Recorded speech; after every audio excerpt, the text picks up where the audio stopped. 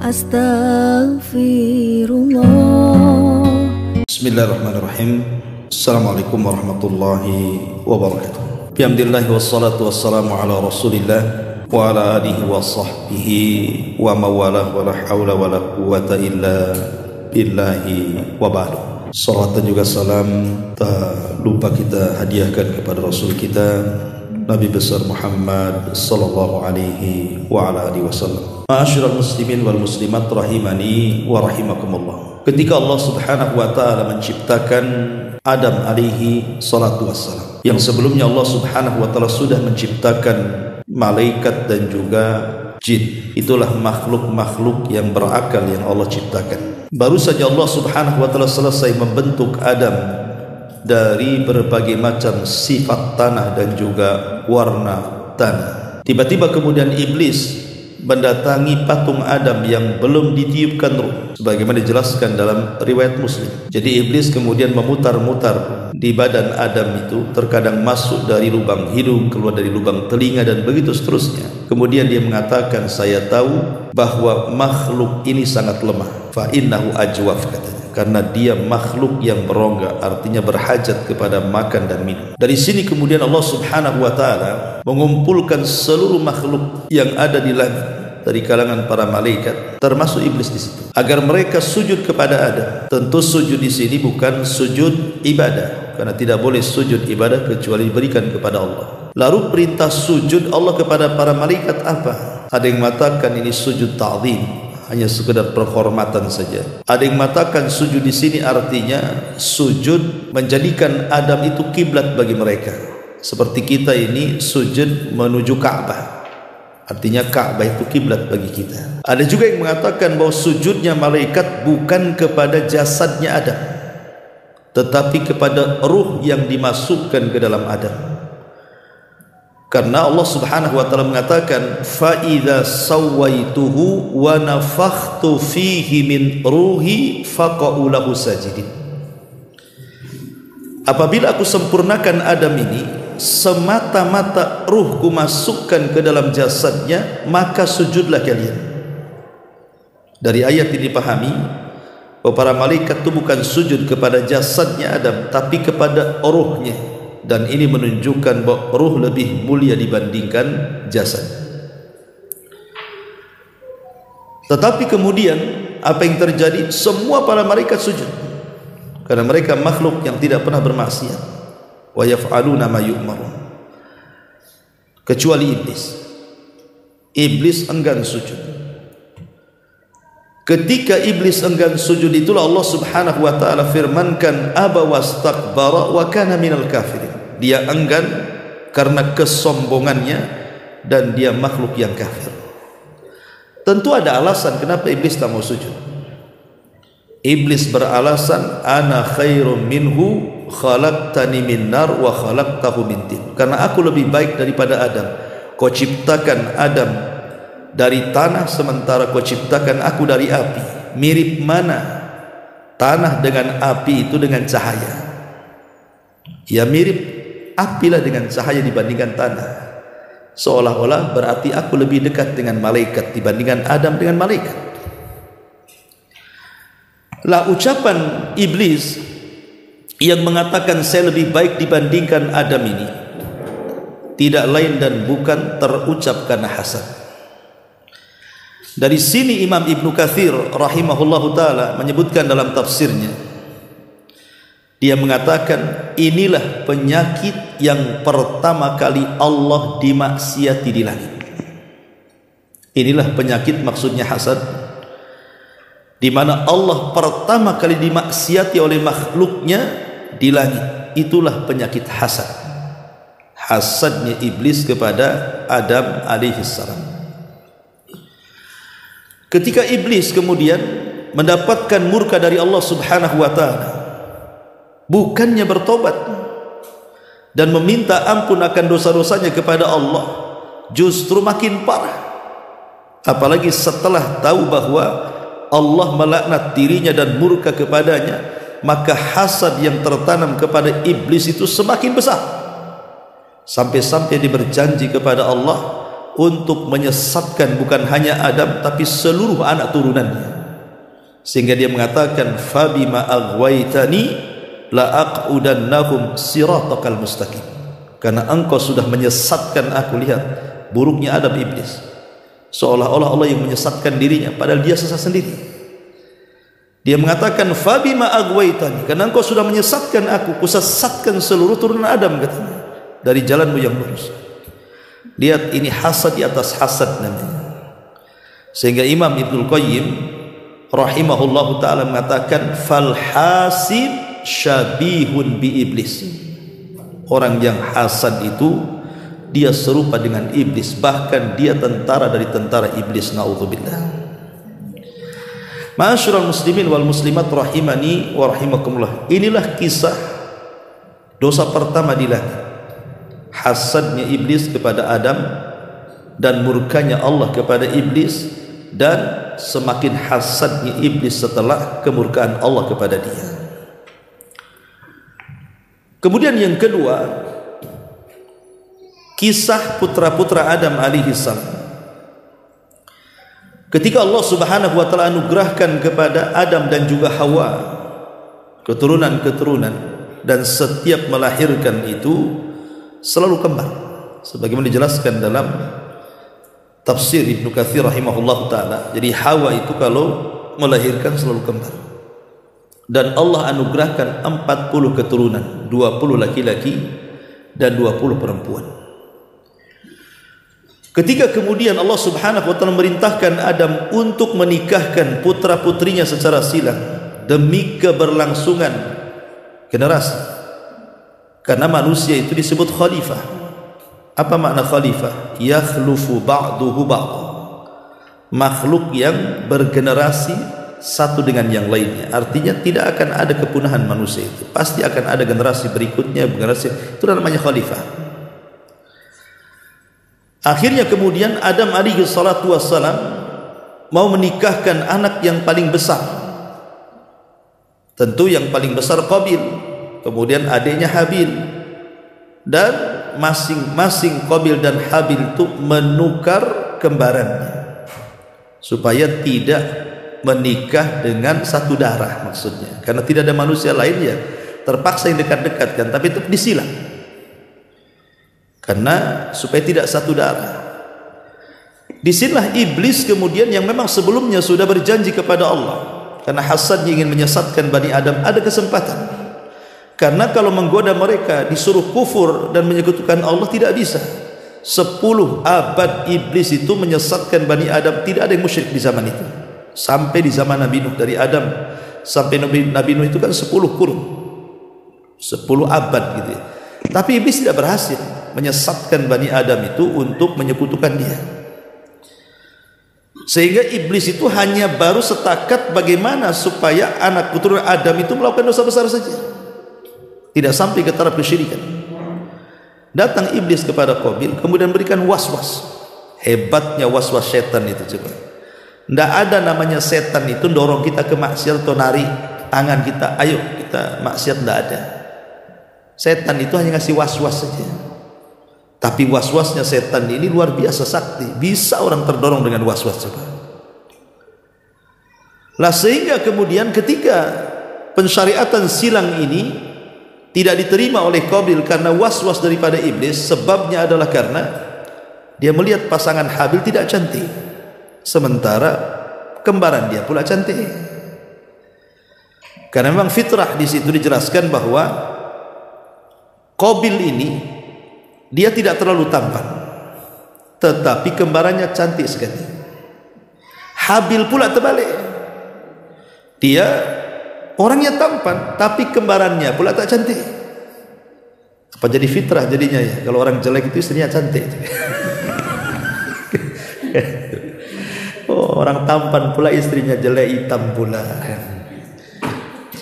Jadi akhirnya kemudian Qabil tak maulah kan, maunya dia yang cantik ya kembarannya. Kemudian dia tuduh Adam dengan berbagai macam tuduhan. Adam itu bukan bapak diktator. Dia berusaha untuk mendamaikan, sehingga dia berdoa lagi kepada Allah. Akhirnya Allah syariatkan kurban. Sudah gini saja, Kalian berkorban saja. Nanti siapa yang kurbannya diterima, itulah dia berhak mengambil pasangannya. Karena Habil ini dia kan ashabu masyiyah, dia memang peternak, dan dia juga mewarisi sifat-sifat Adam. Maka kurban ini betul-betul dihargai dia.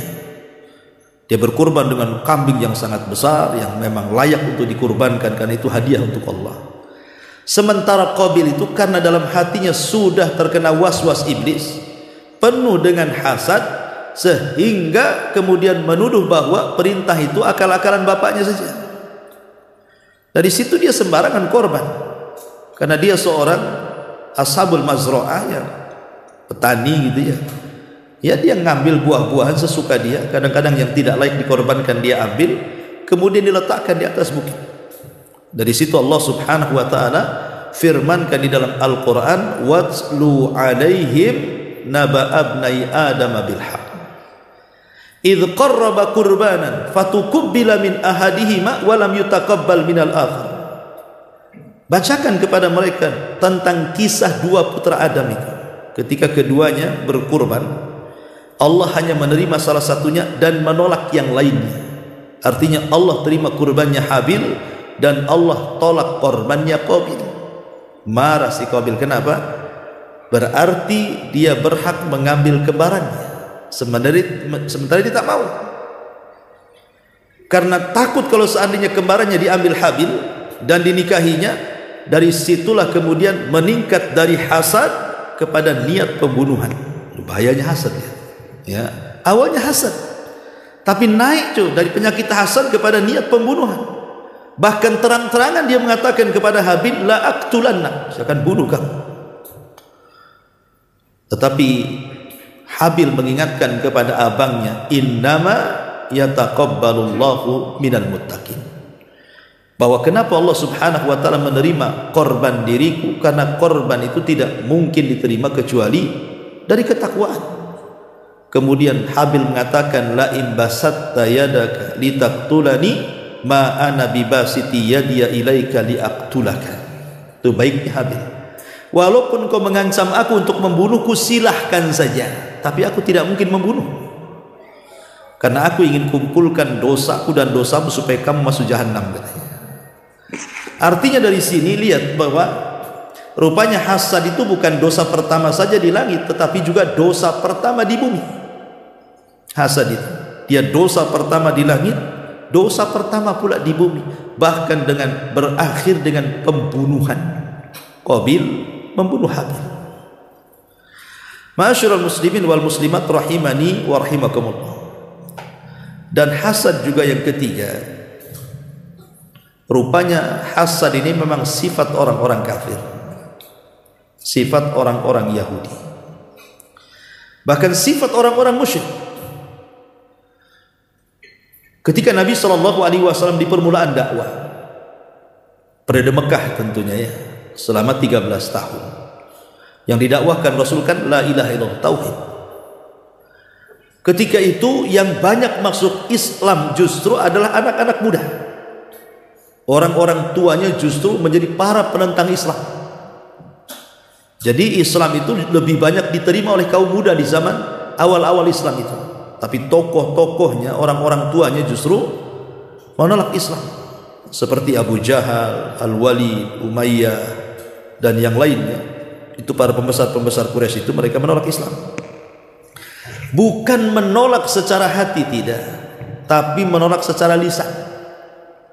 Hatinya yakin bahwa Islam itu agama benar, cuman karena hasad itulah lisannya berbalik dari hatinya. Contoh umpamanya, ada obrolan yang menarik antara Abu Jahal, Amr ibn Hisham, dengan Akhnas ibn Qais. Jadi Akhnas ibn Qais ini satu hari sama-sama pembesar Quraisy, Akhnas dengan Abu Jahal atau Amr ibn Hisham ini. Jadi satu hari Akhnas ini bicara dengan Abu Jahal empat mata dan mengatakan, ya Abu Jahal, macam mana pendapatmu tentang Muhammad itu? Apa kata Abu Jahal? Ma jarrabna alaihi kadhiba, katanya. Aku tidak pernah melihat dari mulut dia keluar kedustaan. Artinya Abu Jahal itu tahu bahwa Rasul itu sejak kecil, remaja, dewasa tidak pernah berdusta. Dikenal Shadiqul Amin. Itu pengakuan Abu Jahal di hadapan Akhnas. Jadi Akhnas ini ngomong sama Abu Jahal, ya Abu Jahal, kalau engkau memang meyakini bahwa Muhammad itu benar dan tidak pernah berdusta, kenapa kau tidak jadi pengikutnya? Kompor tuh Akhnas ini. Kenapa kau tidak jadi pengikut dia? Apa kata Abu Jahal? Begini loh Akhnas, kamu harus tahu ya, isu perpolitikan ini gitu. Kami Bani Mahzum, kabilahnya Abu Jahal, Bani Mahzum namanya, dengan kabilahnya Muhammad Bani Hashim itu selalu bersaing dalam kancah perpolitikan Quraisy itu. Kadang-kadang Quraisy itu dipimpin oleh Bani Hashim, terkadang dipimpin oleh Bani Mahzum, dan itu seperti itu ya, dari zaman dulu sampai eranya Abu Jahal. Sebelum Abu Jahal kan yang memimpin Arab siapa? Bani Hashim, Abdul Muttalib. Setelah meninggal Abdul Muttalib, rupanya beralih bukan dari Bani Hashim yang memimpin siapa? Abu Jahal dari Bani Mahzum ya. Jadi Abu Jahal mengatakan, kami dengan Bani Hashim ini bersaing dalam perpolitikan orang-orang Quraisy ini. Kami sama levelnya di hadapan orang-orang Quraisy itu. Kalau mereka kemudian melakukan aktivitas seperti memberi makan jemaah haji dan begitu seterusnya, kami pun sama. Artinya apa yang mereka buat kami buat, supaya kami tidak jatuh di mata orang Quraisy dan kami selevel. Tiba-tiba orang-orang Bani Hashim mengatakan, lana nabi walastum nabi, katanya. Kami punya nabi, kau tak punya nabi. Apa jawaban kami Bani Mahzum? Kalau kami iyahkan, berarti derajat Bani Hashim lebih tinggi dibandingkan derajat Bani Mahzum ya. Makanya kata Abu Jahal di hadapan Akhnas, sejak itu aku tidak mungkin mengimani dia seorang nabi. Lihat bagaimana penolakan hidayah Abu Jahal itu bukan karena dia tidak tahu itu benar, tahu itu benar, cuman karena hasad, takut tersaingi kabilahnya kan. Lihat bagaimana bahaya hasad itu bisa menghalangi hidayah. Hidayah terhalangi. Akhirnya Abu Jahal pun tak mau masuk Islam. Nah, ini contoh bagaimana hasadnya orang-orang musyrik sehingga hidayah terhalang karena hasad. Kemudian contoh yang terakhir, baru kita jelaskan tentang ciri-ciri hasad itu seperti apa. Ketika Nabi SAW hijrah dari Mekah ke Madinah, kenapa orang-orang Madinah itu mereka tinggal di Madinah? Kok mereka mayoritas pula di Madinah di zaman sebelum hijrahnya Nabi? Karena setelah peperangan Romawi dan Persia, kemudian Romawi kalah, walaupun kemudian Persia menang lagi kan gitu. Sempat orang-orang Yahudi itu kan dengan kekalahan Romawi mereka pergi meminta suaka ke daerah-daerah yang berdekatan dengan mereka. Tetapi setelah ada kabar dari padri dan pendeta mereka bahwa akan muncul seorang nabi di tanah gersang yang penuh dengan pohon kurma, dari situlah mereka berbondong-bondong datang ke kota Madinah, terutama 3 kabilah yang masyhur. Pertama Bani Quraidah, kemudian Bani Nadir dan Bani Qunaiqah, yang kemudian mencengkeram Madinah secara ekonomi dan menguasai dibandingkan 2 kabilah musyrik dari Yaman, Khazraj dan Aus. Jadi alasan mereka itu, kenapa mereka tinggal di negeri yang kering kelontang coba? Bukankah orang-orang Yahudi umumnya mencari materi, mencari dunia? Harusnya mereka hijrah ke Yaman atau hijrah ke Syam yang jelas-jelas ekonominya maju di zaman itu kan. Kenapa mereka hijrah ke padang pasir, negeri yang kering kelontang, susah untuk cari ekonomi di situ? Rupanya ada keyakinan, karena di situ akan muncul seorang nabi. Lah ketika Nabi SAW betul-betul diutus, dan ketika orang-orang Yahudi itu menyaksikan ada keanehan di langit, munculnya bintang Ahmad, dan bintang Ahmad itu salah satu tanda dari tanda-tanda kelahiran seorang nabi, dan itu diketahui orang Yahudi saja. Jadi ketika malam ada bintang Ahmad di langit, maka para padri keluar kemudian mencari tahu ada enggak wanita Yahudi yang melahirkan di malam itu. Rupanya setelah ditanya sana tanya sini, 3 kabilah mengatakan tidak ada satupun wanita yang melahirkan dari wanita-wanita Yahudi Madinah di malam munculnya bintang itu. Mereka kecewa ketika mereka mendengar bahwa di malam bintang itu muncul dari arah Mekah ada orang yang lahir dan melahirkan.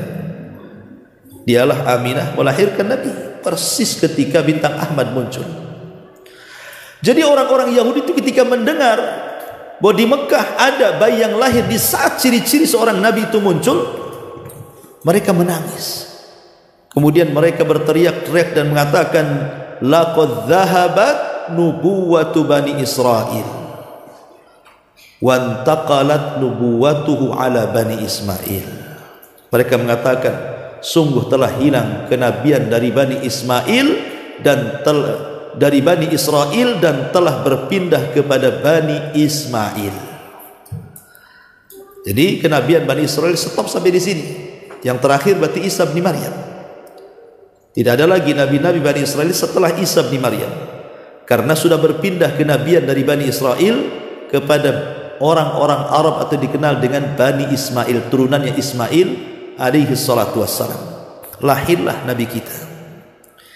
Lah sejak itulah mereka hasad. Kenapa tidak dari kami saja bangsa Bani Israel? Kenapa pula Bani Ismail? Padahal mereka adalah musuh kami kan itu. Kok terlahir dari musuhnya pula yang hari-hari perang? Makanya dari situlah timbul hasadnya orang Yahudi dan tidak mau mengimani Rasul sampai ketika betul-betul Rasul hijrah ke Madinah, tidak ada orang Yahudi yang beriman kecuali kurang dari 10 orang sampai wafatnya Nabi. Beda dengan orang Nasrani, ribuan orang masuk Islam. Tapi orang Yahudi itu bisa dihitung dengan jari. Tokohnya pun yang masuk Islam cuma satu, Abdullah ibn Salam saja. Ya, lebihnya anggota-anggotanya tak banyak. Ya. Nah, ini diantara sejarah tentang adanya hasadnya. Kita masuk ya, karena juga waktu. Kita masuk kepada ciri-cirinya. Ingat, di sini ada ciri-ciri yang dikatakan para ulama kalau ada pada diri kita, berarti kita ada hasad di dalamnya. Apa itu? Yang pertama, alamat annakal hasid, alamat bahwa engkau ini sedang hasad. Dan perlu diketahui ya, sebelum saya sebutkan alamat ini, setiap manusia, saya, antum, ibu-ibu atau siapapun, di dalam hati kita ini punya hasad. Tidak ada manusia yang tidak punya hasad. Semua manusia punya hasad. Tidak orang awam, tidak ada orang alim. Tidak ahli maksiat, tidak ahli ibadah. Semua terkena hasad. Dalam tubuh setiap manusia itu ada hasad. Tetapi orang baik, dia akan menyembunyikan hasadnya. Tapi orang jahat, dia akan menampakkannya. Itulah yang kita disuruh berlindung kepada hasad, seperti kita berlindung kepada syaitan ketika hasad itu ditampakkan. Qul a'udzu birabbil falaq min syarri ma khalaq wa min syarri ghasiqin idza waqab wa min syarri naffatsati fil 'uqad wa min syarri hasidin idza hasad. Dan kita berlindung dari keburukan orang hasad ketika dia menampakkan hasadnya. Artinya hasad itu tidak akan memadaratkan kalau kita sembunyikan. Karena Al-Karim yukhfi, orang yang baik pasti akan menyembunyikan. Tetapi wasayyi yubdi, orang yang buruk pasti akan menampakkan hasad itu. Di antara alamat hasad itu yang pertama, al-haznu bi farakhil akhar. Al-haznu bi farakhil ukhra. Jadi orang yang hazan itu artinya sedih.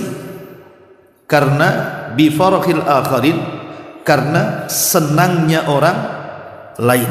Jadi kalau orang lain itu diberikan nikmat oleh Allah, mungkin dia bisa beli rumah, mungkin dia bisa beli kendaraan, mungkin dia bisa menyelesaikan sekolahnya, mungkin dia bisa beli kebun, beli perhiasan, beli tas, beli pakaian, macam-macam lah dari kehidupan dunia ini. Tiba-tiba kita pula yang sedih. Kenapalah tetangga itu bisa bangun rumah katanya. Emang urusan rumah tetangga dengan kita apa kan? Apa dia pinjam uang kita tak bayar? Kan enggak juga. Ya. Ada orang-orang yang sedih, kenapa dia bisa aku tidak? Kenapa dia bisa beli mobil, aku tidak? Sedih. Nah, ini kalau ada perasaan sedih melihat kesenangan orang, hati-hati. Itu ada hasad yang sedang ditampakkan. Ya, jangan sedih kalau ada kawannya kemudian mendapatkan dunia. Justru harusnya kita mendoakan berkah. Allahumma barik lahu fi rizkihi. Ya Allah, berkahi dia dengan rizkinya, tapi berikan juga rizki kepadaku ya Allah jauh lebih baik daripada rizki dia. Harusnya begitu ya. Jadi ini yang pertama ya, singkat-singkat saja. Yang kedua, al-ghiratu wa intiqamu alal akharin. Cemburu berat, kemudian ada keinginan untuk balas dendam. Ya, awas saja dia bangun rumah itu dari mana dia dapat duit itu. Nanti saya cari-cari informasi gitu. Jangan-jangan ada tuyul di rumahnya tuh, umpamanya. Nah, dia mulai ngorek-ngorek tuh. Tanya tetangganya, si Anu bisa beli mobil, emang duit dari mana ya dia?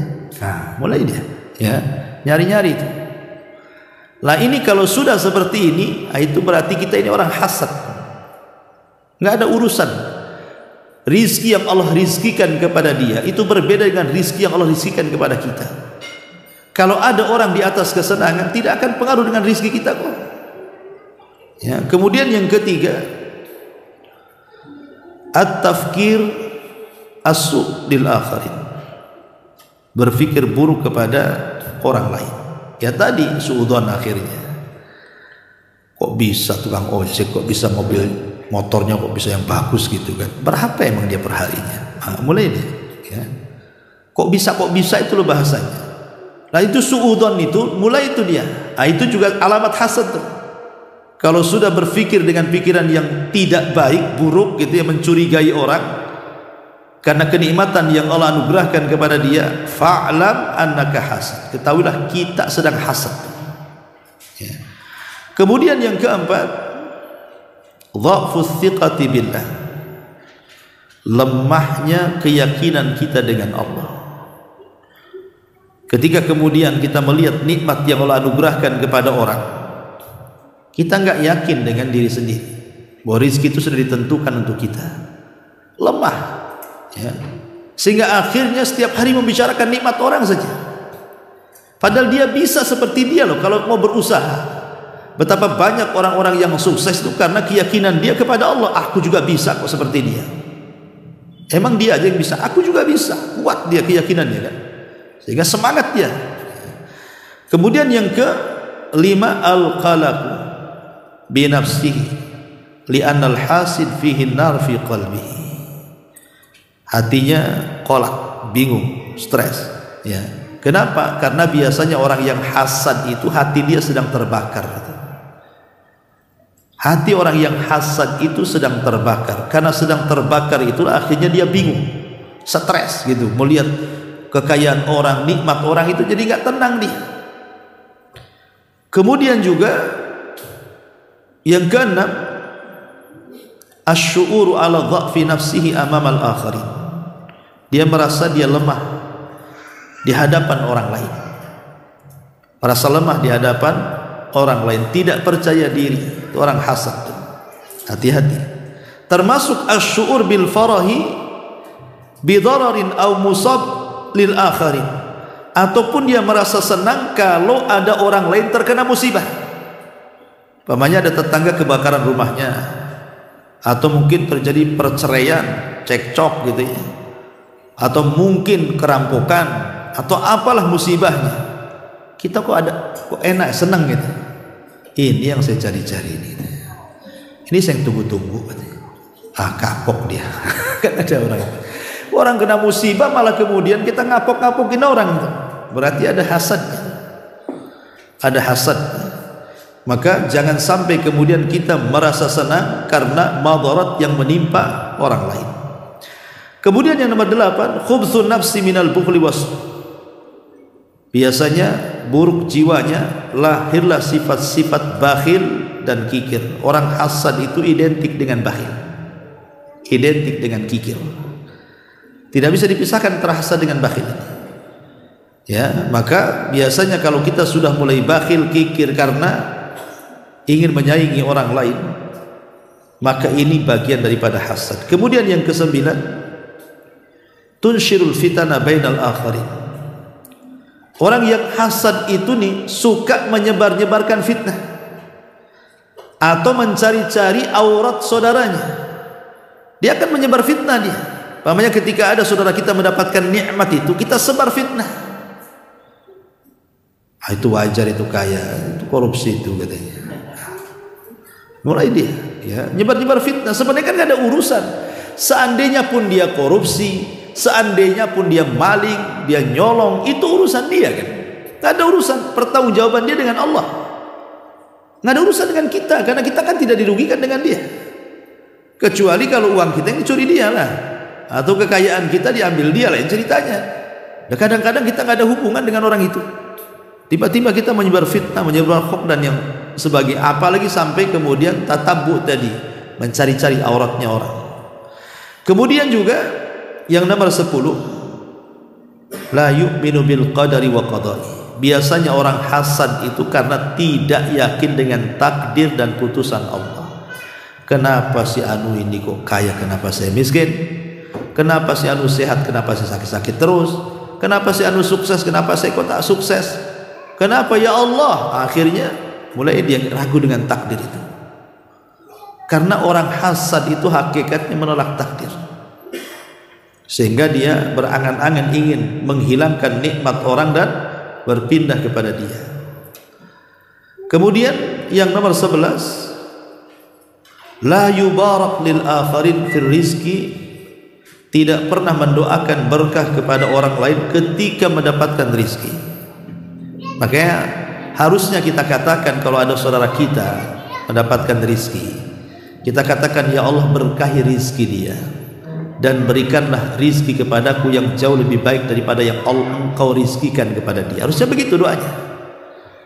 Jadi kalau seandainya ada saudara kita beli kendaraan, mobil atau buat rumah, maka kita katakan, ya Allah semoga mobil dia diberkahi, tetapi ya Allah berikan jugalah mobil kepadaku yang lebih baik dibandingkan mobil dia. Gitu harusnya doanya. Ya, bukan malah hasad nggak pengaruh rizki sama sekali. Tapi kalau doa itu mempengaruhi rizki, karena yang bisa menolak takdir itu adalah doa. Nah, makanya harusnya sering-sering mendoakan berkah kepada saudaranya. Kemudian juga yang nomor 12, asyakwatu wala yashkur ala nikmatillah. Banyak mengeluh dan tidak pernah bersyukur akan nikmat Allah. Ini ciri-ciri orang hasad. Banyak kali keluhannya. Dan itu banyak orang suka ngeluh tuh kan. Kemudian juga tidak bersyukur dengan nikmat yang ada. Akhirnya kurang qanaah, tidak menerima pemberian Allah subhanahu wa ta'ala. Kemudian yang nomor 13, yamdahu nafsah ala nikmatillah. Dia lebih memuji nikmat Allah yang diberikan kepadanya dan mencela nikmat Allah yang diberikan kepada orang. Itu orang hasad. Aku ini lebih baik daripada dia. Lihat rumahku lebih bagus kok. Dia catnya aja kurang menarik. Lihat halaman saya, rumahnya luas, itu loh sempit, susah kali. Jadi dia membanggakan kepada dirinya, tapi mencela nikmat orang. Maka ini tanda kita ada hasad. Kemudian ad-du'a 'alal akharina bisu, mendoakan orang lain dengan keburukan.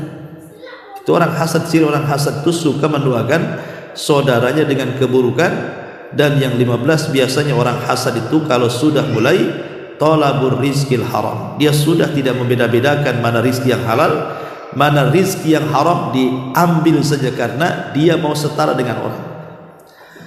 Karena begini, ikhwatu fillah muliakan Allah azza wa jalla, hasad ini kan ada tingkatan-tingkatannya ya. Tentu tingkatan yang paling tinggi adalah seseorang itu berkeinginan nikmat yang ada pada orang lain itu hilang sama sekali, walaupun tidak berpindah kepada dia. Yang penting hancur hidupnya. Orang kalau berangan-angan supaya orang lain hancur hidupnya, kenikmatannya hilang, walaupun tidak ada keinginan berpindah kepada dia, nggak apa-apa, yang penting hancur saja. Ini tingkatan hasad paling tinggi. Kalau kita dalam hati ini mengatakan, kapanlah orang itu bangkrut gitu ya, kok usahanya kok lancar jaya saja, kok bentang-bentang tikar, saya kok tikar aja pernah dibentang-bentang. Jadi ada orang yang kemudian dia ingin pokoknya usaha orang mati, ya, rumah tangganya hancur, kena musibah, pokoknya pengen sekali kalau orang lain itu terkena itu semua. Memang dia tidak ada keinginan supaya pindah kepada dia, tidak masalah nggak pindah pun, tapi yang penting hancur ya Allah katanya. Nah, ini hasad yang paling tinggi. Yang kedua, berkeinginan supaya nikmat orang lain itu hancur dan berpindah kepada dia. Berpindah kepada dia. Seperti mamanya kan banyak terjadi di perusahaan-perusahaan atau di instansi-instansi pemerintah yang sikat-sikut sana sini supaya jabatannya diturunkan, dia pula yang menjabat di situ. Kan banyak yang seperti itu. Ya, ini hasad. Ya. Kemudian juga yang ketiga, dia tidak punya maksud pada nikmat orang lain, tetapi ya ingin orang lain tetap dalam keadaan seperti itu supaya selevel dengan dia. Ya. Dia tidak mau orang itu hancur nikmatnya, enggak apa-apa enggak hancur, tapi jangan sampai naik di atas saya katanya. Jadi kalau dia naik di atas saya berarti nanti saya kalah saing katanya. Enggak apa-apa, yang penting selevel aja katanya. Ini juga hasad. Ya, memang dia tidak bermaksud untuk menghancurkan nikmat orang, tetapi maunya nikmat orang itu setara dengan dia atau di bawahnya. Kalau naik sedikit saja dia kalah nantinya. Nah, ini juga bagian daripada hasad. Nah, ini level yang paling rendah. Tetapi juga ada di sana ada orang yang menginginkan sama dengan kenikmatan yang Allah anugerahkan kepada orang lain, tetapi dia tidak hendak menghancurkannya, hanya ingin seperti dia dalam kebaikan.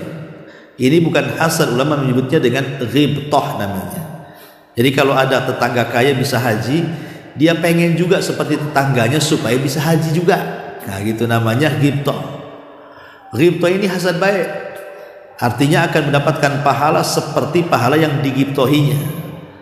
Jadi kalau kita ingin dapat pahala haji, maka gibtoh saja. Kok ada tetangga haji, kita katakan, ya Allah, kalau aku kaya dia, aku pun bisa haji. Maka kita dapat pahala haji itu, walaupun tanpa haji. Itulah ghibtah artinya. Ya. Ma'asyiral muslimin wal muslimat rahimani wa rahimakumullah. Inilah diantara bahaya hasad ini.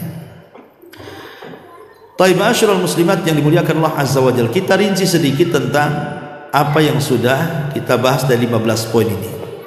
Ya. Pertama, tadi dijelaskan bahwa hasad itu, salah satu alamat hasad adalah al-haznu bi farakhil akharin. Dia merasa sedih dengan kesenangan orang lain. Disebutkan dalam sebuah hadis, yang hadis ini dikeluarkan oleh Bukhari Muslim. Nabi SAW mengatakan, dikeluarkan oleh Imam Hakim dalam Mustadraknya menurut syarat sahihaini dengan lafaz, innallaha qasama bainakum akhlaqakum kama qasama bainakum arzaqakum wa innallaha yu'tid dunya man yuhibbu wa ma la yuhibbu wa la yu'til iman illa man yuhibbu. Kata Nabi SAW, Allah itu sudah membagi-bagi akhlak-akhlak kalian. Maka lihat, manusia itu kan macam-macam akhlaknya kan. Ada yang baik, ada yang keras, ada yang santun, ada yang lembut, macam-macam. Allah sudah bagi-bagi akhlak-akhlak orang itu. Sebagaimana Allah membagi akhlak-akhlak orang, Allah pun sudah membagi rizki-rizki manusia. Allah sudah bagi rizki itu, si fulan kaya, si fulan sedang, si fulan miskin. Tapi ingat bahwa Allah akan memberi dunia itu kepada siapa yang dia cintai dan kepada siapa yang dia tidak cintai. Tetapi kalau iman, Allah tidak akan memberi kecuali yang dicintainya saja. Dari sini kita tahu bahwa apa yang mau disedihkan dari nikmat orang lain. Apa yang kita sedihkan dari kekayaan yang Allah Subhanahu wa taala anugerahkan kepada orang, sementara kekayaan itu Allah berikan kepada yang dicintainya dan yang tidak dicintainya. Artinya tidak ada harganya. Kita sedih dengan sesuatu yang tidak ada harganya. Yang Nabi SAW mengatakan, "Lau kanatid dunya ta'dilu janaha ba'udatin ma saqal kafiru syarbata ma'in." Kalau dunia ini ada sedikit faedahnya, kata Rasul, walaupun seperti sayap nyamuk, tentu orang kafir itu tidak mungkin dikasih minum walaupun satu tetes di bumi ini. Tapi ketika dunia tidak ada harganya, makanya orang kafir minum sesuka mereka. Jadi merasa sedih dengan sesuatu yang tidak ada harganya ini itu apa? Itu maksudnya ya. Ini yang pertama. Kemudian yang kedua, di sini al-ghiratu wa intiqamu 'alal akharin. Cemburu dan berusaha untuk balas dendam kepada orang lain. Allah mengatakan dalam surah Thaha 131, "Wala tamudanna aynaika ila ma matta'na bihi azwajan minhum zahratal hayatid dunya linaftinahum fihi wa rizqu rabbika khairun wa abqa." Dan janganlah kamu tunjukkan kedua matamu kepada apa yang telah kami berikan kepada golongan-golongan dari mereka sebagai bunga kehidupan dunia untuk kami coba mereka dengannya, dan karunia Allah itu jauh lebih baik dan lebih kekal. Ya. Kenapa orang itu kemudian ingin membalas, ingin menghancurkan bisnis orang, ingin menghancurkan usaha orang, ingin menghancurkan karir orang gitu kan? Karena hasadnya kan begitu. Itu karena kita terlampau cinta dengan dunia. Cinta dunia itu akhirnya apa? Timbul hasad di sini. Makanya dia berusaha untuk menghancurkan saingannya. Makanya Allah katakan, "Wala tamudanna aynaika ila ma matta'na bihi azwajan minhunna zuhratal hayatid dunya." Dan janganlah kamu tunjukkan kedua matamu kepada apa yang telah kami berikan kenikmatan kepada golongan-golongan itu. Dari sini Rasul membuat satu kaidah supaya kita tidak hasad dan selalu bersyukur dengan nikmat. Jangan pernah melihat ke atas, lihat ke bawah. Kata Rasul kan begitu, "Ungduru ila man huwa asfala minkum wa la tanduru ila man huwa fawqakum fa huwa ajdar alla tajra nikmatallahi alaikum." Lihat ke bawah, jangan lihat ke atas. Kata Syekh Abdurrahman As-Sa'di di dalam kitabnya Bahjatul Abrar, Bahjah Al-Qulubil Abrar, dia mengatakan maksudnya kaidah ini berlaku pada urusan dunia, bukan pada urusan akhirat. Jadi kaidah sabda Rasul lihat ke bawah jangan lihat ke atas itu maksudnya dalam urusan dunia, bukan dalam urusan akhirat. Kalau dalam urusan akhirat harus pandang ke atas, jangan pandang ke bawah. Contoh pamannya, ibu sholat sehari satu kali saja, sholat duhur. Kemudian tetangga sama sekali tak sholat. Ibu katakan, yang masih mending aku sholat lah walaupun duhur aja, katanya. Tetangga tak sholat, katanya. Kalau itu jadi kaedahnya selamanya akan sholat duhur aja, asal nggak akan sholat ya, karena masih memandang tetangga yang tidak sholat. Nanti kalau tetangganya mulai sholat maghrib, baru dia tingkatkan sholat isya. Masih mending aku 2 kali sholat, si anu 1, katanya. Jadi kapan meningkatnya? Harusnya kepada urusan agama itu melihat ke atas. Si anu sholat 5 waktu, aku cuma 1 waktu. Cemana aku? Kok cuma 1 waktu? Aku pun bisa lah seperti dia. Itu harusnya melihat ke atas. Kalau urusan akhirat ya. Atau contoh lain pamannya, kita sedekah, pamannya sedekah 100.000, si anu sedekah 10.000. Masih mending aku lah 100, katanya. Si anu 10, katanya. Nanti kalau seandainya si anu mulai ditingkatkan ke 100, baru dia naikkan tuh 110.000. Masih mending lah 110.000, si anu 100 saja, katanya. Lah ini nggak bisa seperti itu urusan akhirat, karena tidak akan meningkat. Jadi kaidah hadis ini berlaku dalam urusan dunia. Dalam urusan dunia jangan pernah melihat ke atas, tapi lihat ke bawah supaya lebih bersyukur, gitu maksudnya. Jadi kalau ada orang punya rumah, kemudian masih bisa tidur di situ walaupun buruk-buruk rumahnya, masih mengucapkan alhamdulillah, si anu itu masih ngontrak. Yang ngontrak alhamdulillah, si anu di kolong jembatan. Dan begitu seterusnya. Kalau kita sehat, alhamdulillah kita sehat. Si anu sakit. Kata orang sakit, alhamdulillah sakit saya itu masih pilek-pilek aja, si anu setruk. Kata orang setruk, alhamdulillah masih setruk, si anu mati. Ya kan? Makin bersyukur tuh kalau lihat ke bawah tuh. Lah inilah kemudian yang bisa meredam hasad yang kedua, supaya kita tidak balas dendam dengan orang. Apa hubungan kita balas dendam coba? Emang kita disakiti, diambil hartanya? Kan tidak. Jadi ini harus dipahami. Kemudian yang ketiga, memikirkan buruk terhadap orang lain. Kita tahu pemikiran buruk itu tidak lain berasal dari setan. Kan itu was-was kan? Orang kalau sudah pikiran buruk berarti ada setan di kepalanya, atau diwaswasi setan di kepalanya. Maka kalau sudah terpikir seperti ini, kita harus cepat-cepat ta'awudz, berlindung kepada Allah dari keburukan setan. Makanya Allah mengatakan, Qul a'udzu birabbil falaq min syarri ma khalaq wa min syarri ghasikin idza waqab wa min syarri an-naffatsati fil 'uqad wa min syarri hasidin idza hasad. Segera kita berlindung kepada Allah dengan membaca suratul Falaq. Ini kalau kita sudah mulai di kepala kita ini memikirkan keburukan kepada orang lain, segera baca surah Al-Falaq ini. Kemudian yang nomor 4 tadi, dha'fu thiqatin billah.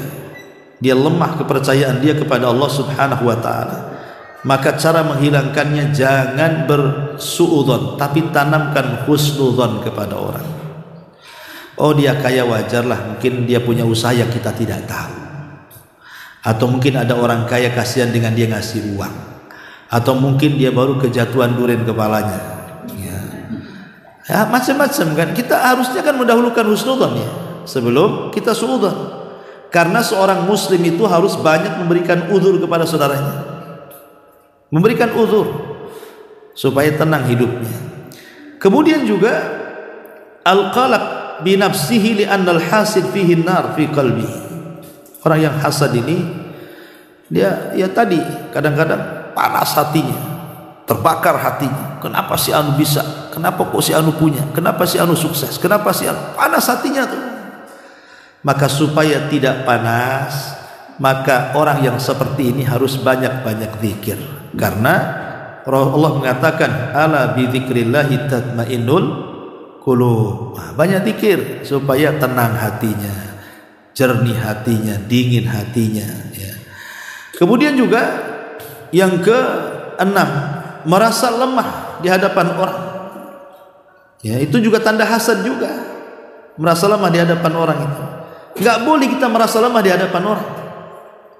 Karena bagaimanapun di mata Allah manusia itu sama saja. Kita ini manusia dan turunan Adam. Selama kita turunan Adam, maka Allah mengatakan walaqad karramna bani Adam wa hamalnahum fil barri wal bahri wa razaqnahum minat thayyibati wa faddalnahum ala katsirin mimman khalaqna tafdila. Kami telah memuliakan anak cucu Adam. Kami angkut mereka di daratan dan di lautan, dan kami berikan rizki dari yang baik-baik, dan kami lebihkan mereka di atas kebanyakan makhluk yang kau ciptakan dengan kelebihan yang sempurna. Jadi tidak perlu kemudian kita merasa rendah di hadapan orang. Ya kadang-kadang kita ini mudah kemudian tanazul, menghinakan di depan orang. Karena dia orang kaya, dia pejabat, kayaknya kita ini tunduk-tunduk, runduk-runduk, ruku-ruku. Nah, perlu, dia manusia, kita juga manusia. Itu ciri orang hasad justru. Ya. Ini yang selanjutnya. Kemudian syu'ur bil farahi bidararin akharin. Dia merasa senang ketika ada musibah yang menimpa orang lain. Musibah yang menimpa orang lain. Disebutkan dalam sebuah hadis, anna rajulan jaa ila Nabi sallallahu alaihi wasallam, ada seorang laki-laki datang kepada Rasul. Kemudian dia mengatakan, ya Rasulullah, ayyun nasi ahabbu ila Allah. Rasul, manusia yang paling dicintai Allah itu siapa? Wa ayyul a'mali ahabbu ila Allah. Amalan yang paling dicintai Allah itu amalan apa? Faqala Rasulullah sallallahu alaihi wasallam, maka Rasul mengatakan, ahabbun nas ila Allah anfa'uhum linnas. Manusia yang paling dicintai Allah adalah manusia yang sangat bermanfaat untuk manusia yang lainnya. Wa ahabbul a'mal ilallah sururun tudkhiluhu ala qalbi muslim. Tapi amalan yang paling dicintai Allah adalah amalan memasukkan kebahagiaan kepada hati orang lain. Harusnya kita ini membahagiakan orang lain, bukan kita sedih gara-gara bahagia gara-gara musibah menimpa orang lain. Kan aneh gitu. Perintah agama kita ngasih kelapangan kepada hati, suruh bertakziah pula, itu syariatnya, menyabarkan orang yang kena musibah. Ini enggak, malah senang dalam hatinya. Anda ini bukan seorang muslim kalau gitu. Kenapa? Karena keimanan diuji oleh Allah ketika dia tidak mencintai saudaranya sebagaimana dia mencintai dirinya sendiri. La yu'minu ahadukum, kata Rasul, hatta yuhibba li akhihi ma yuhibbu li nafsihi. Tidak dinyatakan beriman atau sempurna keimanannya sampai dia mampu mencintai orang lain sebagaimana dia mencintai dirinya sendiri. Lah kalau dia senang dengan musibah orang lain, di mana persaudaraannya seorang muslim kalau begitu? Harusnya kita ini jabrul qulub, menembel kesedihan-kesedihan orang, dan itu ibadah yang sangat agung, jabrul qulub itu. Ya, maksudnya jabrul qulub itu menembel kesedihan orang. Jadi kalau ada orang lagi stres, kita datangi, kita hibur, ya. Itu amalan yang paling dicintai Allah tuh. Umpamanya ada orang kemalangan, kita datang, kemudian kita nasihati, akhirnya dia tenang. Itu amalan yang paling dicintai Allah, sururun tudkhiluhu ala qalbi muslim. Tapi terkadang kita ini tidak. Ada orang itu, umpamanya saya ini sudah capek dengan kehidupan saya sendiri. Saya harus bermasalah dengan istri, dengan anak, dengan pekerjaan. Artinya pribadi-pribadi kita kan sudah lelah sebenarnya menghadapi kehidupan dengan keluarga saja. Capek bekerja, tiba-tiba antum datang memfitnah saya. Kan itu namanya tidak punya perasaan. Harusnya kalau kita berpikir, gak usahlah, dia aja sudah sibuk, dia sudah stres dengan keluarganya, jangan kita buat sakit lagi dia. Ketika dia stres dengan keluarganya, kita pula datang menyakiti dia. Aduh, ini memang bukan seorang muslim itu. Ya, jadi justru yang ada seorang muslim itu jabrul qulub harusnya. Kasihan dia banyak masalah itu. Ayo kita bantu. Mungkin dia perlu apa? Kita bantu. Harusnya begitu ya. Maka jangan sampai kita senang di atas musibah orang lain. Ya. Termasuk juga, adapun yang ke berapa tadi? Yang ke 8 ya. Khubsun nafsi minal bukhli wasyuhi. Di antara ciri-ciri hasad adalah karena jeleknya jiwa. Tentu karena hasad melahirkan kebakhilan. Hasad itu melahirkan kebakhilan. Dari sini kita harus banyak-banyak berdoa. Doa yang diajarkan Nabi sallallahu alaihi wasallam dari Anas bin Malik radhiyallahu an, Allahumma inni a'udzubika minal hammi wal hazan wal ajzi wal kasal wal bukhli wal jubn wa dila'id daini wa ghalabatir rijal. Ya Allah, aku berlindung kepadamu dari ham, kebingungan, wal hazan, dan kesedihan. Apa bedanya bingung dengan sedih? Kalau bingung itu menghadapi perkara yang akan datang, kalau sedih itu memikirkan perkara yang sudah berlalu. Bingung macam mana nasib anaknya, itu namanya bingung. Bingung macam mana nasib pekerjaannya, itu namanya bingung. Bingung macam mana masa depannya. Bingung itu memikirkan sesuatu yang belum terjadi, itu disebut bingung namanya. Tapi kalau sedih, itu memikirkan peristiwa yang sudah berlalu. Sedih, suaminya mati, kepikir, tengok fotonya nangis. Sedih, tengok kebakaran, dulu rumahnya bagus, sekarang rewel, tengok fotonya dulu rumah yang cantik-cantik itu, karena habis kebakar, nangis. Jadi sedih itu memikirkan perkara yang sudah berlalu. Cari barang gak ketemu, sedih. Ya, jadi sedih itu bicara ini, dan dua-duanya kita berlindung dari bingung dan sedih. Kemudian wal azzi wal kasal, lemah dan malas. Apa bedanya lemah dan malas? Kalau lemah itu memang sama sekali tak bisa. Kalau malas itu bisa tapi tak bergerak, itulah malas. Contoh, ada suara adzan, ya, ada suara adzan. Kita bisa ke masjid, tapi karena stroke maka tak bisa ke masjid, itu disebut lemah.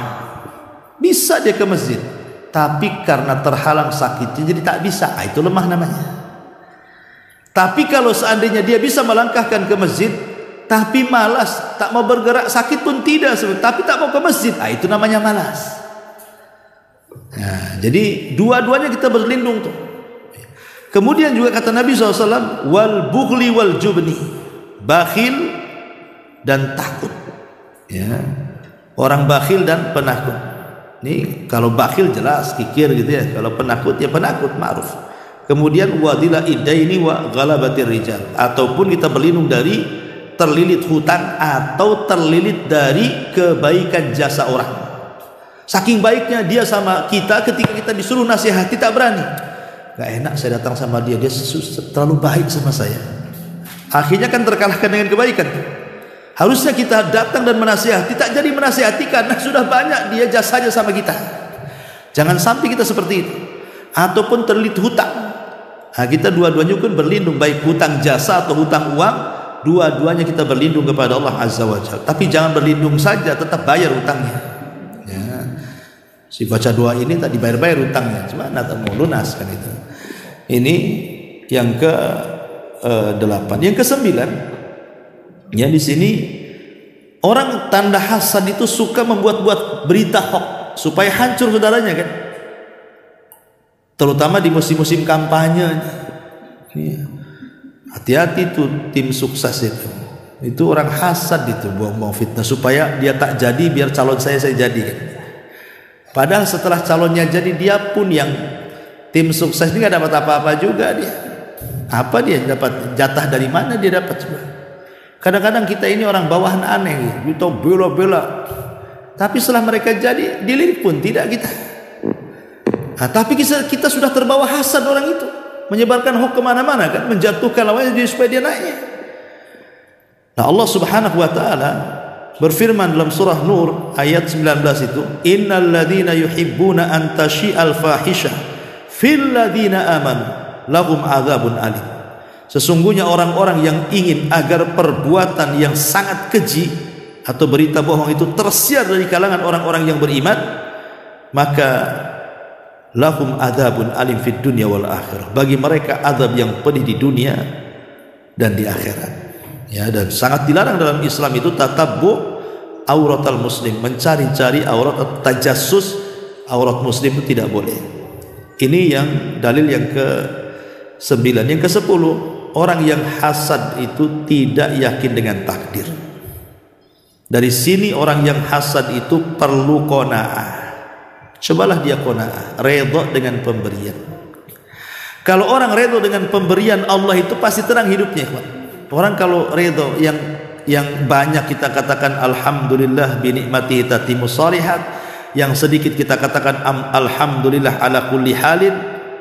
Ya, jadi cara bersyukurnya beda. Kalau nikmatnya besar, kita katakan alhamdulillah bi ni'matihi tatimmus shalihat.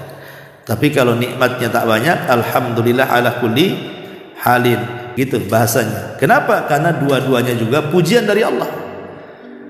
Dan Allah tetap dipuji, baik kita senang ataupun kita susah, baik kita sehat ataupun kita sakit, tetap Allah itu dipuji oleh kita. Maka ini qanaah ini penting supaya kita ini tidak menolak takdir Allah Subhanahu wa taala. Ya. Baik, sampai di sini. Subhanallah bihamdika, asyhadu an la ilaha illa anta astaghfiruka wa atubu ilaik. Allahu ta'ala. Assalamualaikum warahmatullahi wabarakatuh.